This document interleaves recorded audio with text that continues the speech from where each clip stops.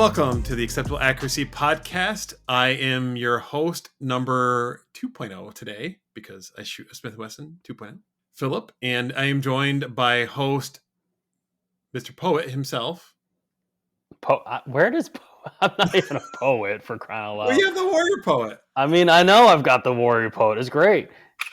Oh, that's not what that's what I meant to do. But yep, it is Tyler, and I do have my Shadow Systems War Poet right here, Warrior Poet Society or Shadow Systems. Please sponsor us. I will be more than happy to take that. Same with Smith & Wesson. Either way, I'll take that. I'll take your guys' sponsorship too.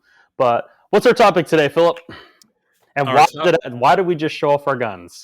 No, actually, I don't think I did put it on screen yet. You did. For those listening, obviously, you cannot see. Or you can just imagine a place where we're holding pistols in our hand. I have a Smith & Wesson M&P 2.0 competitor, and Tyler has a Warrior Poet edition of the Shadow Systems. What is your MR9? MR920. I think you said it a second ago. Mm-hmm. Anyway, so our topic today is open versus closed emitter for pistols specifically, though I don't know why we couldn't touch on rifles. There's no reason why we can't dig into that. Mm-hmm. But I don't think a lot of people really run an open emitter on a rifle anymore. Now that I'm thinking about it, I'm trying to think. I was about to say, I don't think people do, which I think is also kind of a very strong argument, in my opinion. I think people can kind of figure out which opinion I'm of kind of going when it comes to the open and closed emitter. I believe that is where pistol dots will eventually get to as well. Yeah, I was actually thinking about my rifle. I have a rifle, the 510 from Holosun, and I am embarrassed to say that I do not remember off the top of my head if it's open or enclosed. I think it is open, and then I just recently set up a run and gun rifle with a LPVO, and then it has a top dot on it, and that top dot is a Delta Point Pro from Loophole, which is an open emitter. So technically, I am still putting an open emitter on my rifle. And then there are some competitors that do still run, especially in Steel Challenge, that will run open emitters on their rifles just because they are so lightweight. Mm-hmm. Which makes sense. But I guess at the same time, I think of on your LPVO, that dot isn't your primary, though. Your primary is your LPVO sight-wise, and then that's your secondary. Correct? You are correct, sir. Yeah. But I guess before we even talk, of course, I feel like we're kind of jumping ahead because for those who don't even know what we're even talking about, what does that even mean? What does an open emitter, what does a closed emitter even mean when it comes to a red dot? So I guess I'll take the open emitter, Tyler, since I'm going to be in the open emitter camp for this specific discussion that we're having. The concept of an open emitter was the first red dots. I guess I shouldn't say that. The first pistol red dots, anyway, came out with a open emitter, and the idea is that there is a single plane of glass that the emitter reflects off of, and the emitter is behind the glass. With an open emitter, you have just the one pane of glass, right? So everything's kind of exposed to the elements, which we'll get into, and it does differentiate itself a little bit from a closed emitter, which I'll kind of let you talk about what that is. Yeah, so when it comes to a closed or enclosed emitter, some people would like to say, of course, kind of like what Phil was talking about, it is you have your dot, and for those who can actually see this, you have your dot, and on the inside is actually where the emitter is. And now instead of having just one glass, you have two glasses. So now the LED is just enclosed between the two different lenses. And some people might think of it's basically just like a mini rifle dot in a sense, or a rifle optic. So that's kind of the idea behind it. And I am team closed emitter. I did start with an open emitter. I had the Holosun 507C with the ACSS Vulcan between primary arms with Holosun.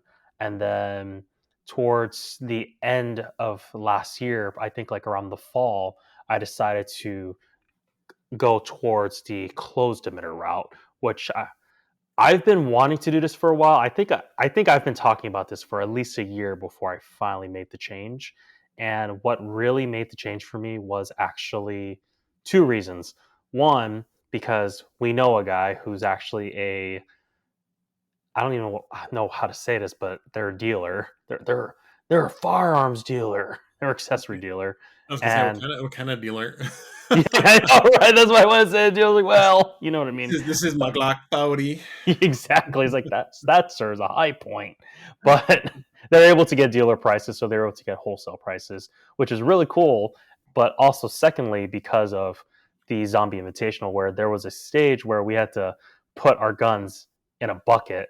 And I remember, of course, me trying to gamify, like I put my gun in the bucket, trying to have it stand up, and you can tell the RO's like, "Hurry up!" And of course, what happens when I let go of my gun? It Roll. pops right in. I'm like, was a waste of my time. So of course I pick up my gun, I try to clean up as well as I can, rack it, I go in and take my shots, and yeah, that was pretty rough. Whereas like we actually ran into at the Zombie Invitational, we saw, I believe it was Aimpoint, and they had a booth at one of the stages that was, or I guess one of the ranges that was a stage in the first day, but in the second day was closed. So he was there and he had aim point acros, and I couldn't help myself. But we actually did a thing where we plopped the gun in the bucket, pulled it right out, and the water just came right off, and just was able to just shoot and had a blast. So not gonna lie, after that I was like, all right, I want to enclose emitter. So, but yeah. Yeah, and kind of to wrap up the whole open emitter versus closed emitter thing, the history of dots on pistols really did start with open emitters. I think Hmm. similar to how they kind of started a little bit with rifles, though at Aimpoint, I guess, had their closed emitter for a while. Um, but open emitters are obviously a little bit easier to manufacture, easier to mount to a gun initially because they were still working on different platforms. But like the RMR was one of the original like pistol mounted red dots, and that was definitely an open emitter, but extremely durable. And it was actually never really initially intended to be put on a pistol. It was always intended to be used on top of a aim point. I'm sorry, not aim point. Like some kind of optic from Trijicon. The slipping my mind on it. It's the ACOG. Wow, I should know this. Okay. It's funny. Okay, so really quick side. We got made fun of pretty hard recently from some friends of ours who we could not remember how to describe power factor on a recent USPSA podcast. But I Was it swear, once Kyle? we, yeah, it was Brent actually. Oh, What, love you, Kyle. Couldn't help myself. I know. Once we start like podcasting, for some reason, all of my knowledge goes in like Tyler knows I have the tism when it comes to this stuff. Like I could pull out random facts. He Anyway, does a lot, all I had to say, and I'm just sitting here as like, dude, I don't even know. I just shoot guns. yeah, all I have to say, I think that the history behind the Trigicon again was to have a red dot on top of like so you'd have like a 1x for lack of a better term, or like a Hmm. instead of having like the 3 or 4x that ACOG would be, so you'd be able to have the best of both worlds, and it would be Hmm. mounted on top. But then obviously because people like to experiment, it got moved over to a pistol. People were having their pistols milled to put it on there. And there were actually, fun fact, there were some issues with mounting the original Trigicons because they were never developed to like sustain the motion of a pistol going back and forth. And there are also some issues with the way that the battery and stuff would contact onto the pistol and cause it to short out as well. Hmm. And those have all been since fixed. And we've come quite a long ways since that. But just like anything else in technology, they tend to continue to modernize in new concepts, and people find and companies try to find ways to distinguish themselves in the market. And to do so, a lot of people start going to closed emitters for heavy duty usage, which I guess brings us into our next topic, Tyler. Unless you had anything else, or our next part of the topic is about like what's the pros and cons of both, like open and closed. For sure. No, I'd say that was great. I think, of course, our kind of goal is to really compare and contrast the two, because it's been a while since we've done a head to head. Because I think, was our last head to head LPVO versus Red Dot I think magnifier? I believe it was, I yes. think it was, yeah. So this is a topic that I've been wanting to talk about for a while, but at the same time, I want to wait too, because I was really excited about making this change. But all that to say, yeah, let's go ahead and do the pros and cons of the two. Why don't we start with the pros and cons of an open emitter? Yes. Convince Okay. me to why I should go back. Well, okay. So I don't think I'm going to number one because I think Yeah, you're right. you're pretty well settled, and you have good reasons for it, right? Hmm. And realistically, everything points typically to a closed emitter being the best solution. But there are some things to take into consideration, and things that I was as I was researching for this episode that I didn't even think about just because I have my own example of like the red dots I've used. So I have the 507. I use a Delta Point. I've got Mhm. some Vortex optics. And while the Delta Point glass is pretty large, there are newer optics that have much larger glass today. So Mhm. that's kind of the first pro of an open emitter currently. If you want to get the maximum size glass for your optic, you're looking at an open emitter. Mhm. So things like the SRO, the Holosun, they have their competitive version of the Yeah. 507. Yep. I think even Vortex has their new like optic as well out that's got a large glass that's specifically designed for competition uses as well. But all that to say, the advantages of having a larger piece of glass in front of you with like so you can really focus better on your target, right? Like no matter what distance it's at. If it's especially if it's closer up, if you're looking through a dot that's smaller, you're going to see like the actual like housing a lot of it, right? You're not going to not Mhm. necessarily have such a great like visibility or awareness around you just because you've got this thing that's occluding your sight, right? Yep. Again, and some people like the bigger dot. It's easier to again find the dot within the glass, though some of that is defeated by the concept of the ACSS Vulcan from Holosun, which has the large outer dot and smaller inner dot and or chevron. So that's kind of the first item on the list that would be considered a advantage for a open emitter. Mhm. And then kind of going into there past that, you're looking at they're going to be typically lighter as well. Yeah. Oh, yeah. So, because you're not have less glass, right? Um, the like housings are usually a little bit different, though. I will say that the Holosun one we were comparing earlier, the housings are really not that much larger Mm-mm. on yours versus my dot. But at the same time too, when you compare your dot to my dot, I feel like mine is something that's more newer in Sure. terms of the closed emitters. Because for me, I have the Holosun EPS, which I can't remember what it stands for, but Holosun came out with it because that was a problem that companies that people were having complaints that people were having with closed emitters. That's why they nicknamed a lot of them like mailboxes, like the Mm, Aimpoint Acro or the Ames, whatever that dot was called, because they're just so large and they look like mailboxes. They were silly, and they I don't know for sure, but I think some of them even had issues fitting in holsters because they're so big and bulky. So that's why Holosun came out with the EPS, which is a smaller housing and still are able to do the enclosed emitter.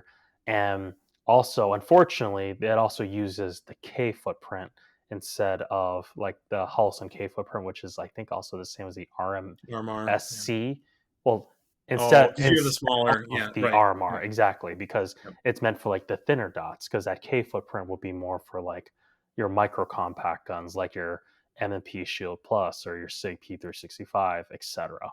Whereas like the RMR would be something like the Glock 19 or like the M&P compact or just regular size.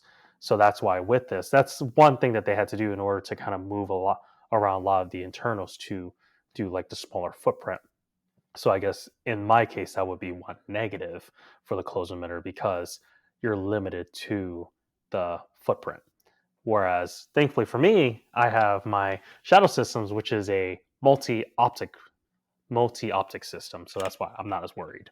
So I'm able to direct Yeah. mill this just fine, or direct Right. mount rather. Correct. Yeah, and I guess that brings up a good point about direct milled pistols. So if you do have an RMR footprint, which is very popular, obviously Hmm. between the RMR and the Holosun uses them as well too for some of their optics. Um, you're gonna have a hard time finding, and I don't know if anybody makes an enclosed emitter that fits on the RMR platform. I'm not sure if that's even Hmm. possible. So let me look at it real quick I here. don't think so. Based on where the screw locations are. So if you're on video, you can see this, but the screw locations are a little bit more centered to the dot itself. So Hmm. maybe down the road, if you had a really small, um, like really small, like enclosed like emitter, Yeah. but I'm not sure if you could even like the geometry would work proper on that. You'd have to shrink down the size of the glass in order for it to make it work. Hmm. And So I also, guess go sorry, ahead. go for it.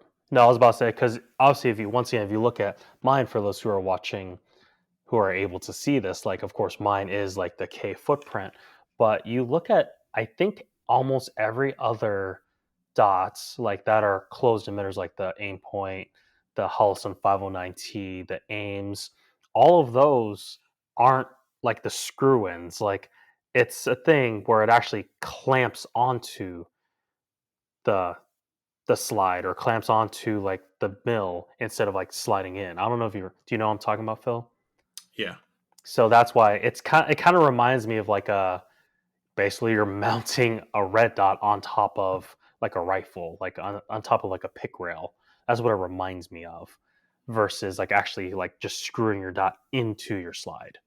So I think that's another reason why that's another reason why I got the dot that I did because I'm able to screw it in. screw it in. Yeah. So I was thinking about the Aimpoint and Glock have a new system set up to like mate the Aimpoint to a Glock slide, and it allows for really low bore access because it doesn't require a plate.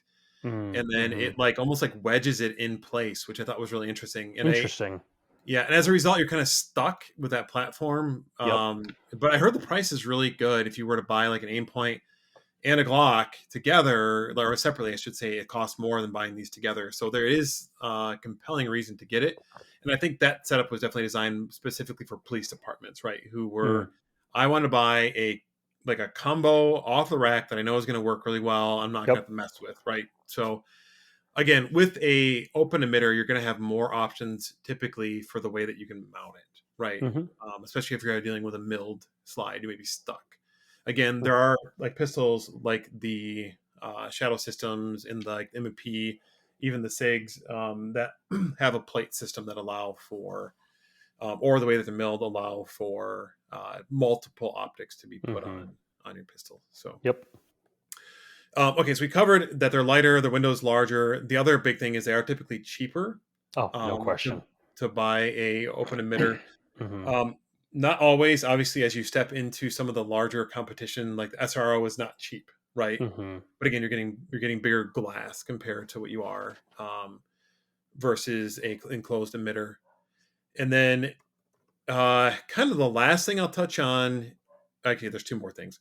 So I know, and sometimes I'm like, man, are these a reach or are these actually true things? And there's going to be somebody out there who's going to be like, hey, this actually is really important to me.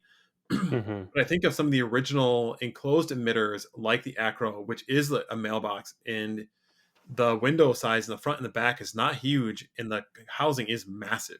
Yep. So your field of view is not going to be as good. They're just going to have a lot of stuff that's occluding your vision on target, right? And someone's going to be like, well, just train better. Well, yeah, I could do that, or I could buy an optic that doesn't have that problem, right? For sure. And again, I think it's where Holosun innovated with the optic that you have, the EPS. Mm-hmm. Then the last kind of item I think about too is you have this problem, I guess, with a open emitter as well, but you're dealing with two pieces of glass with a enclosed emitter, and the back piece of glass is typically doesn't have as much bezel Mm-hmm. as like the front piece does, and that's the part that's usually more exposed if you're carrying it like inside the waistband, is typically more exposed to like things on external factors, right? Because usually the front part of the glass is buried within the holster itself, but Yep. the rear glass is exposed. So dealing with like potential scratches on the rear glass, right? um, or like I don't know if this is really an issue, but like dropping stuff on it. If you're wearing some kind of like something that's gonna let off on it, I don't know. Maybe I'm grappling there. The biggest thing I was thinking about though was it getting scratched up because it is exposed yeah. to daily usage, right? So that's always a risk. I know. I guess I don't want to say too much. Like I don't want to like rebuttal that right now, only because this is still fairly new. I've had Mhm. this since I don't know August, September, maybe I can't remember. No, no, no, no, no, because the Zombie Invitational was October, so this is Yeah. more like November, December time then. And oh, is that a scratch? All right, Uh, never mind. There's found it. I couldn't tell. I'm trying to find a scratch on it. So, oh hey, look at that. There's a scratch. Nice. All right, hey, never mind. I found a scratch. so I that's only always said it because I couldn't find a scratch for a while, and my File 7C had so many scratches on it. It's not even funny, man. But hey, I found a scratch. Never mind, I'm good. On the glass itself, or on the on the actual metal around the outside? On the glass itself, I see. Really? Hmm, Mhm. The interesting. bevel's fine from what I could tell. Like the metal, everything's fine. It's funny because like if you look at my 507C, like it is so worn, and you could see it's worn on the right side since I'm a lefty. How worn the top is, and even the front would actually like rip my shirt because like you could find like some of the sharp edges. I don't know. Yeah. That's a complete side note. But Yep. no, I finally found a scratch. There it is. I see it. Hmm. Again, the EPS is definitely a evolution in dots, right? So I think if you're looking at, and the other thing I was going to argue is that it is bulkier. If you're carrying, you're adding a little bit more to the gun that you have to then conceal, right? For Now it sure. Yeah. depends on how you're concealing. It depends on how the holster is set up. But I Hmm. think of there's just more stuff to get in the way, right? Yes. Like, but again, I don't know if that's necessarily a big enough negative to really detract away from somebody using one as a for their carry pistol. Hmm. So I guess those are kind of the positives that I have for an open emitter.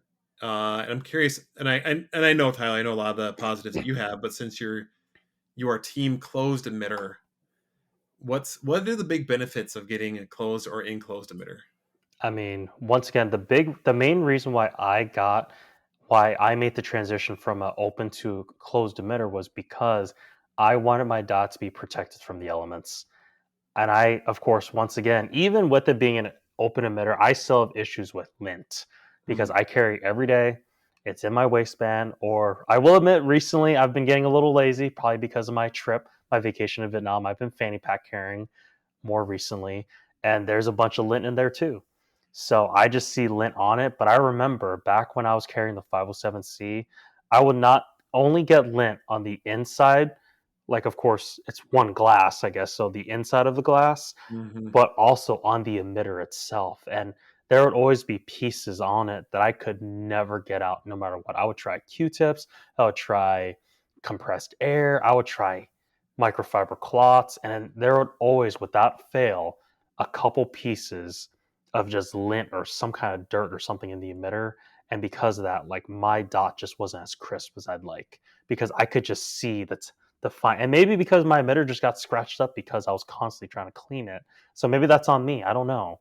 But it's fully enclosed. So an closed emitter is fully enclosed and it's protected from the rain, the mud, dust, snow, and lint, like I said.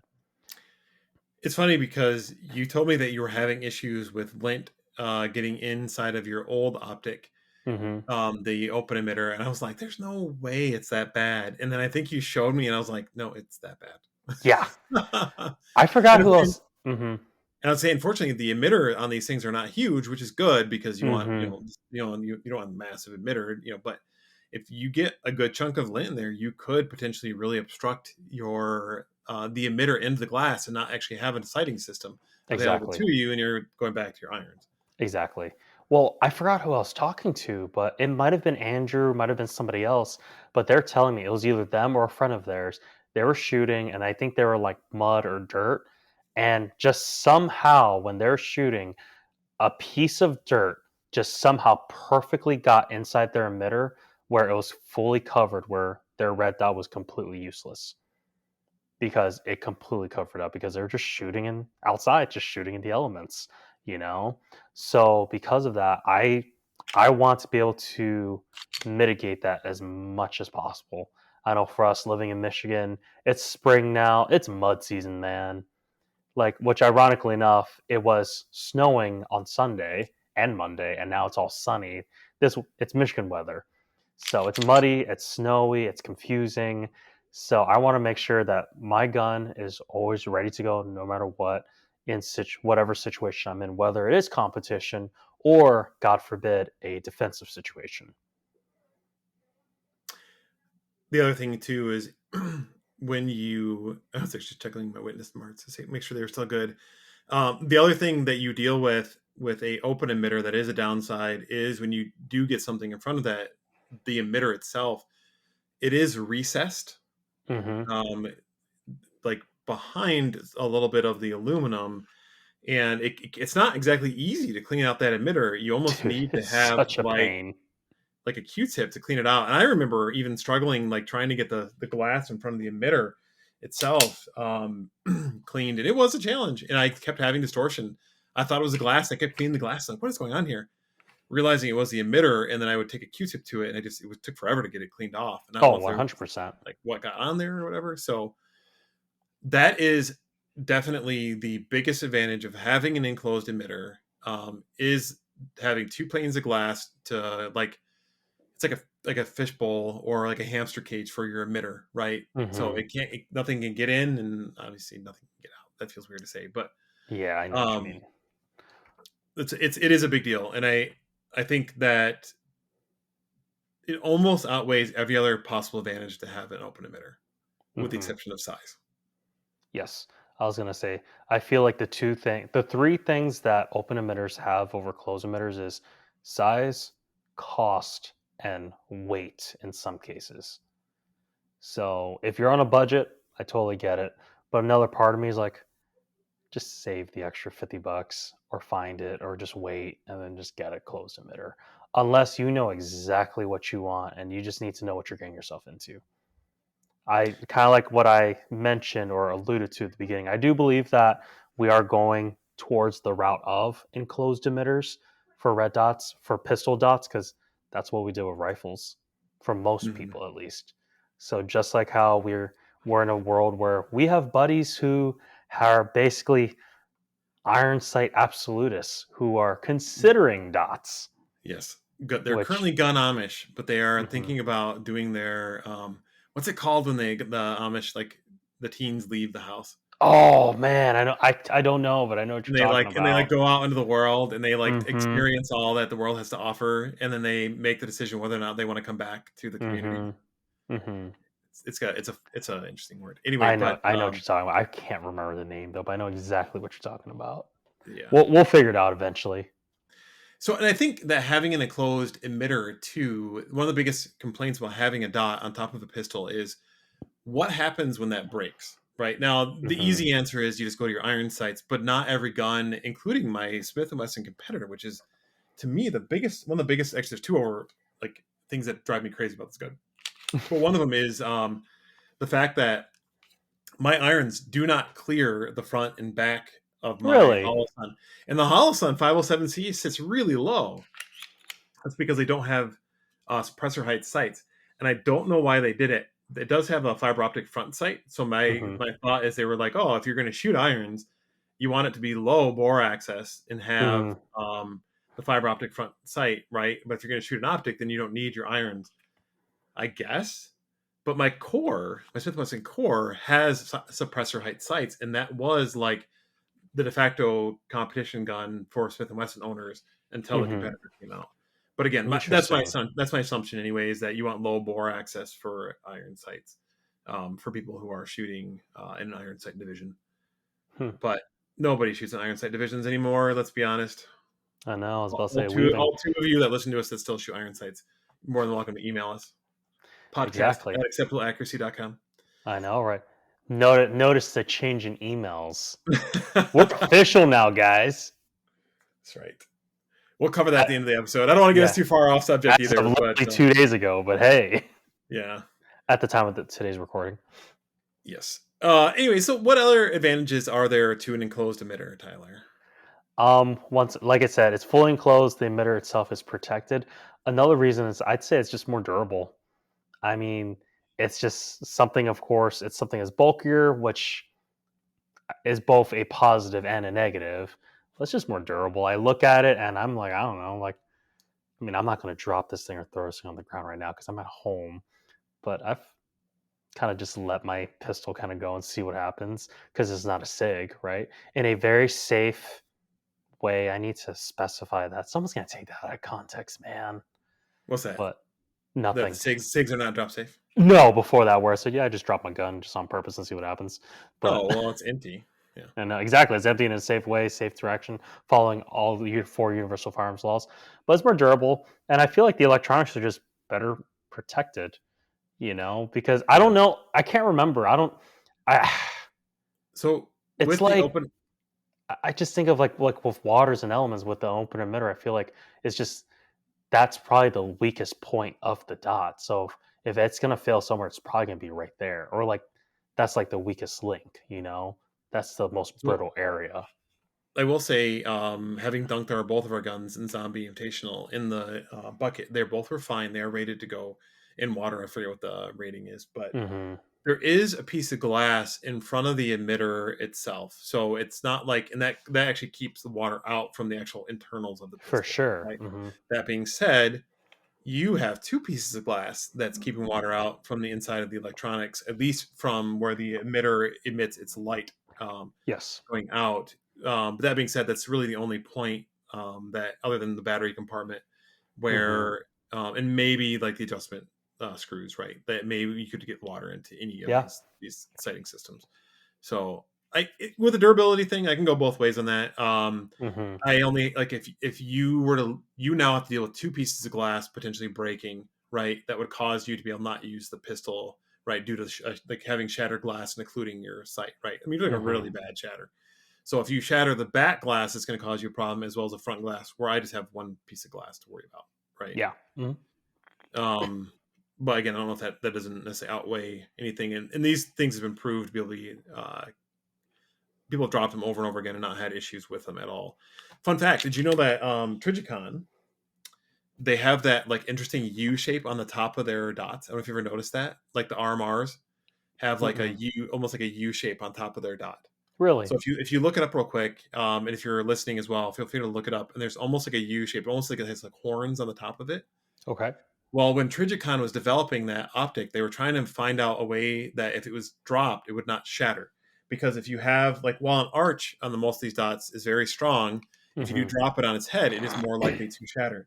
Well, they found that if they reversed the arch and actually created like a U on the top, it actually made the dot extremely durable Hmm. and really hard to break the Oh, glass inside okay. of it, Yep. and they patented that. So nobody else can do it, at least for the length of the patent itself, which I thought was Interesting. really interesting. And somebody actually got, I forget who it was, somebody got sued over it because they were making one that was very similar that had the same kind of setup. Interesting. I didn't, Yeah. as I think about it, like I know exactly what you're talking about. It is like a U on top. Of course, mine's just a A square. flat. It's like a Yeah. square. Yep. And I've got Yours is like the, rounded, I think, right? yeah, mine is rounded. And then it's got the, like, the solar panel on top of it as well too. Yeah, mine But too. I will admit that was another thing too. I feel like this isn't necessarily like open versus closed. This would be more dot versus chevron because back when the chevron just didn't work for me, man. I know you like the chevron. I think that I comes with do. your eyes as well. Astigmatism. Yeah. Yeah, I didn't. I wanted you to say that, not me, because Well, I was I gonna don't say know. it's one of my two tisms.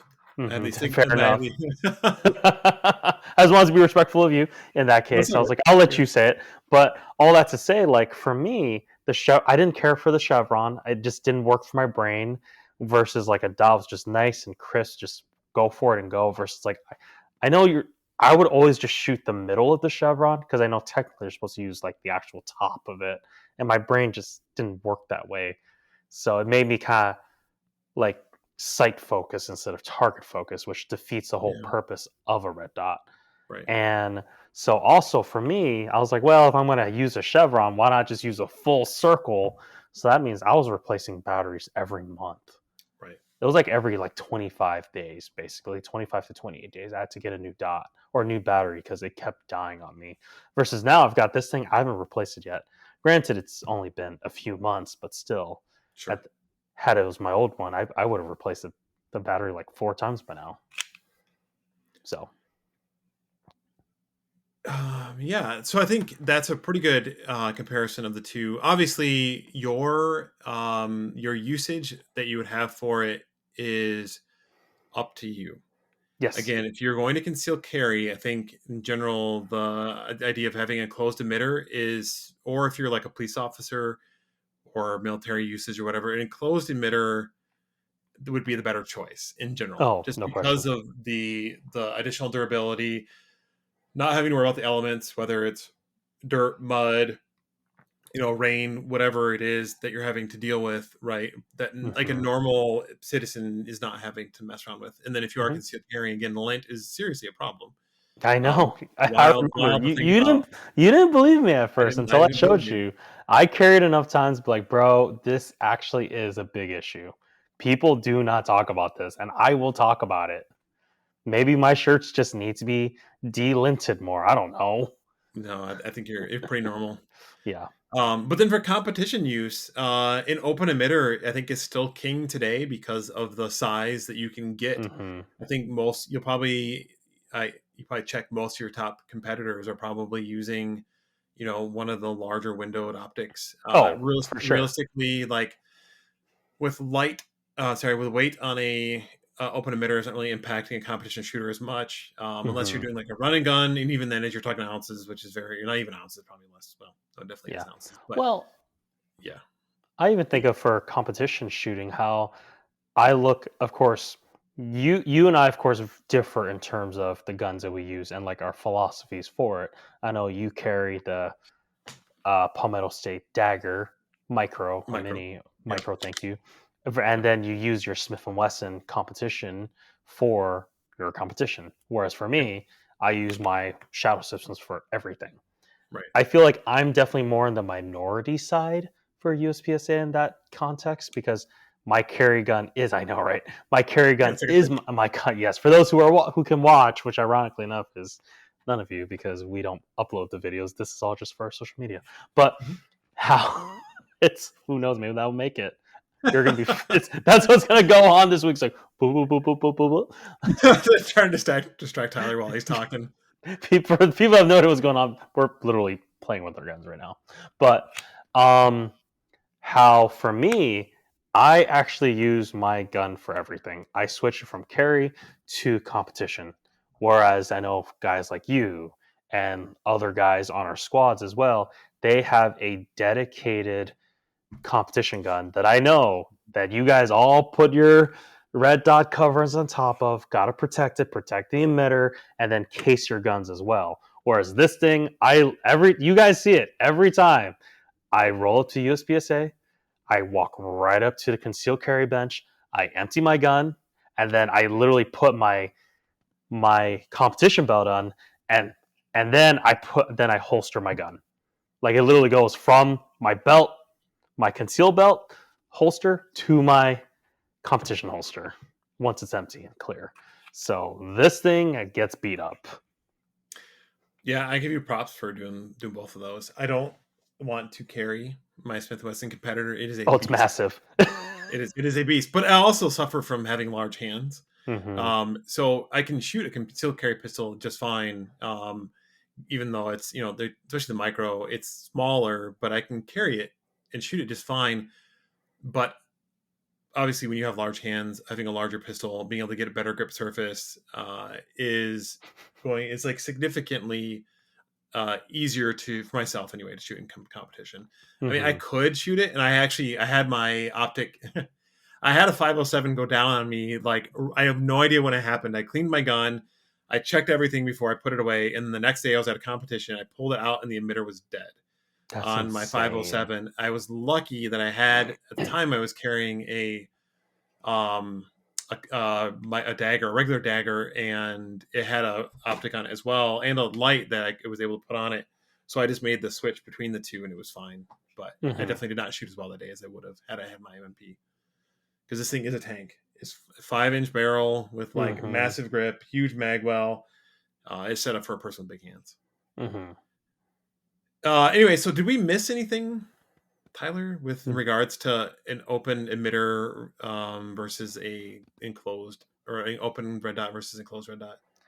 I don't think so. I think we've touched upon everything. We spoke about the pros and cons of the two. We spoke about the kind of the best case uses of like depending on your context. Like of course, someone who's more military, more duty, more police, you're probably going to want to enclosed emitter. Concealed carry just depends on who you are. Like, of course, I would lean towards closed because of lints. Then we spoke about competitors and where it makes more sense to have an open emitter for if you have a dedicated competition gun for like USPSA, something more like the Zombie Invitational Wolverine 5K. That's where you'll probably want, in my opinion, leaning more towards enclosed emitter. So I feel like that's kind of everything that we've got. So I guess, do you have any closing thoughts? Not specifically in regards to red dots. I think you kind of nailed it with that closing statement. Again, it's a lot of personal preference as well too. It is. I always recommend, especially like an individual going into competition or concealed carry or whatever it is today that wants to have a dot on their pistol is going into the golden age of dots, right? Oh my Because goodness, yeah. you've got multiple manufacturers making multiple styles, and guarantee you that if you were to talk to individuals who do carry on a regular basis, they're going to let you take a look at their pistol and the dot that they have on it, so you can make that decision, for yourself, going into what makes sense for you. And there are people who are balling on a budget, and if you can't afford to buy a super nice EPS from Hollow Sun, you can still buy like a open emitter red dot from Vortex. That's not going to break the bank. It'll be right around $100. That will probably work just fine until you can Hmm. afford a better one. Hmm. People always say buy once, cry once. I tend to be in agreement with that for some stuff, but sometimes, especially if you're looking to carry sooner than later with a dot, maybe it makes more sense to buy something cheaper later. The nice thing is Hmm. too is that chances are if you buy one pistol with a dot on it, you're going to have two pistols with a dot on it someday. Yeah. So the dot's not going to go bad. It's just your battery will die. You replace it and then put it on something else. Hmm. I probably have like 6 or 7 pistol dots at this point now, That's and they're all amazing. on pistols right now. And I actually had to buy another one because I was shuffling stuff around, just to be able to like cover everything I needed. Uh, I do not have that problem. I have kids too. I'm trying to set up their I pistols for them understand. I for a steel totally get it. challenge. Yep. So I have anyway, one. we have more pistols than that, I know. I have a few pistols, but but only one with a dot. I have one pistol that can actually have Yeah. a dot on it. That's kind of what I meant by that. So because of that, I only have two pistol dots. So all that to say, what's your dad advice, Philip? Dang it! I knew you were gonna beat me to it You because you're like, if should I not have have let me closing, stop you. shouldn't let you talk. So we always joke because we always try to get the other person to go first. So my dad advice for today is for those working dads, right? And I guess in theory, if you're a dad, you're always working, even if you are a stay-at-home dad and you have a sugar mama.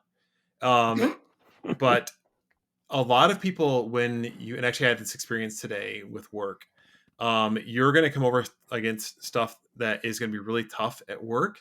And Hmm. like somebody presents a problem to you and you're like, oh my gosh, this is going to consume so many hours to get this done. That being said, somebody is giving you dollars, or if you live outside the country, some kind of financial incentive to do that for them. And they're paying you to do those hard things, right? And there are definitely going to Hmm. be days that are easier than others at work. And there are things that people are better at than other, that they find easy to do that may be challenging for others. Anyway, some people of every generation will look like, oh, I don't want to do this. This is too hard. You're not paying me enough for this. Well, the truth be told, they may or may not be paying you enough for it based on what your opinion is, but it still needs to be done, and you still signed up for the role. So Hmm. just get the hard thing done, and then that way you're able to move on to things that you may find more enjoyable with the role. Along with that, because we are all built different, and some things are easier for others that may be harder. Don't be afraid to reach out for help either, especially when you find somebody who's good at the thing that you're not necessarily at. They're actually going to be Hmm. excited to help you with it, typically, if they're worth Hmm. their salt, right? Yeah. Now some people are going to kick cans down the road, right? And they're just going to, they don't want to deal with it. They're going to give you a non-answer and then move on. Hmm. Yeah. But So something that was really cool is Phil and I, we were chatting about this week. How it was really weird how this week has been just productivity wise for me has just been great. Like I don't know what's going on, but I feel like I'm just ahead of schedule. And yesterday, my coworker, he was so to give some context, my role at my church is operations pastor, and part of that is I do guest services, I do follow up, and we just making sure whoever's new that they're followed up with, and those who miss church that they're followed up with as well. So our my coworker, he wanted to create a system for that for his specific ministry, for his context. And he is very much a relationship guy. He's all about spending time with people, loves hanging out with people, influencing people, like bring people to a higher cause, to a mission. When it comes to like the administrative tasks like that, that's not his favorite thing in the world. In fact, I remember when I was on vacation, I actually asked him to do that for me. He was so excited at the beginning of it, and by the end of it, he was like, "I am going to kill you," and I am like, "I am so sorry." So I took him out to lunch that day because I felt so bad, or the next day. But all that to say, like, he asked for help and I helped him for like 2 or 3 hours, just showing him like, hey, this is the system that we use, and this is how I do it, and now contextualize it for your context. And like I loved it. I loved every second of it. He probably hated it, but because that's not his jam. But he even admitted, like, had I didn't help him for the 2 or 3 hours, it probably would have taken him a week to figure it out. But there are things that I know he's really good at that I definitely am not. And that's okay. And that's where I ask him for help. So, All right, Tyler. What's your life advice? ditto. No, you can't do that. That's not allowed. I know. No, there's a lot that kind of is going through my mind right now because there's two that I can think of specifically, but I will pick one. So there was a gentleman who came in recently, and he has been in church for a while, and he admitted he took what was really cool was he took accountability for it. He said, I figuratively fell off the cliff. I disappeared. I've gone. I messed up. But you know what? I'm back. What I did was wrong, and I'm ready to grow and I'm ready to get help. That is probably one of the most important thing that we can do as men. Probably one of the most masculine things we can Mm-hmm. do is take accountability for our actions, realize when we're wrong, and being courageous and being bold to step forward and actually come back. There was actually another situation where I met with a young man recently as well, where he kind of just did things that were wrong. A lot of crap happened to him, and he took accountability for it. And he admitted, like, I was scared. I was humiliated to go to church. But you know what?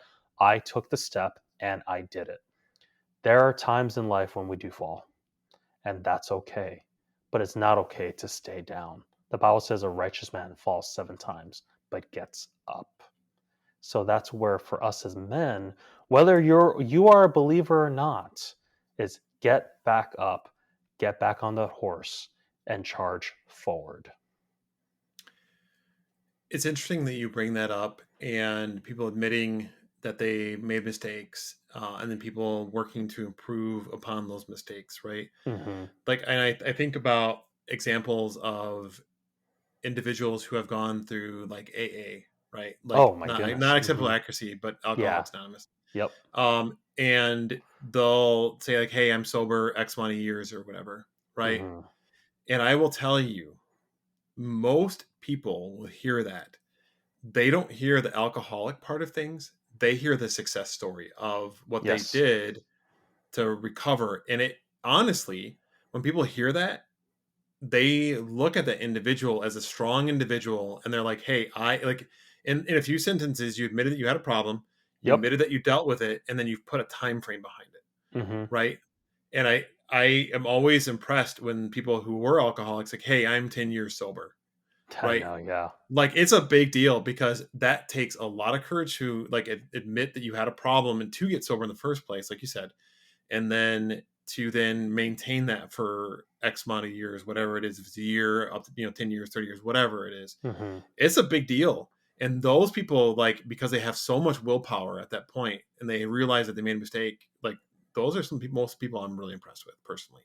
One Not to say that hundred people percent. that were not drunks, they made the choice up front not to do that, right? Yeah. But again, if you're still like, and we all sin, but if you're still like dealing with something that can be very catastrophic to your life, as such as like being alcoholic, right? And you're still deciding to drink, that's one thing. But if you've made a Hmm. decision again to stop and then to be sober, that's huge. Yep. I agree. Awesome. With that, Tyler, would you like to announce our official like changes Of course. to yeah? Yeah, so we have a lot of exciting changes that have happened recently. Thank you, Philip. We are in the one thing that Phil has done is we officially own acceptableaccuracy.com. That's assuming I spelled it right. Did you check Oh my spelling, my. Tyler? I did not actually double check that. I hope you spelled it correctly. If not, this would be really awkward. But all that to say, we own that, and we are also in the process of figuring out how to actually file as a LLC as well. Do we know how to do that? No. Are we going to figure it out? Oh yeah. The first step is to get a PO box though, because I like my privacy. Not going to lie, I don't want my address out in the world. I'll Yep, admit that. I don't even understand. care. Same. So I'm paranoid. I don't care. Actually, I'm not even paranoid. I'm just prepared, I guess. Yep. So, but all that to say, we do have that. So feel free to, I know in the past we would tell people to email us at acceptableaccuracy@gmail.com. But now, just like Phil mentioned in the middle of the podcast, you can email us at podcast@acceptableaccuracy.com. Podcast, not podcasts, correct? It's podcast in the singular. Perfect. To be fair, I will probably, once we're done here, I'll probably set up the other as well too, just so that it's not a problem. Fair. That's the advantage of controlling your own domain and your hosting It's and so everything. true, man. I So know. as soon as I get done here, I'm gonna go set that up. I have so many aliases for like Yeah. my work domains. Yeah. I think I have like 10 different aliases. So people can email me from 10 to 10 different emails. It's That's fine. hilarious actually. A part of it too is because of just like staff members who have moved on. So I've basically absorbed their email. So just in case, which I kind of regret because some of them I'm like, dude, how many email marketing campaigns are you part of? But all that to say, thank you everyone for listening to another exciting episode of Acceptable Accuracy with Philip and Tyler. I thank you so much for all three of you for watching and listening. I'm totally kidding. We have more than that apparently. And remember to like, comment, subscribe, ring the notification bell, follow our Instagram that Tyler will start posting on more as he figures out how to do these clips, and be on the lookout for more exciting news. Thank you so much for listening, and we will see you on the next exciting episode. Bye. I had to slip that in there nice and late. And I know your story.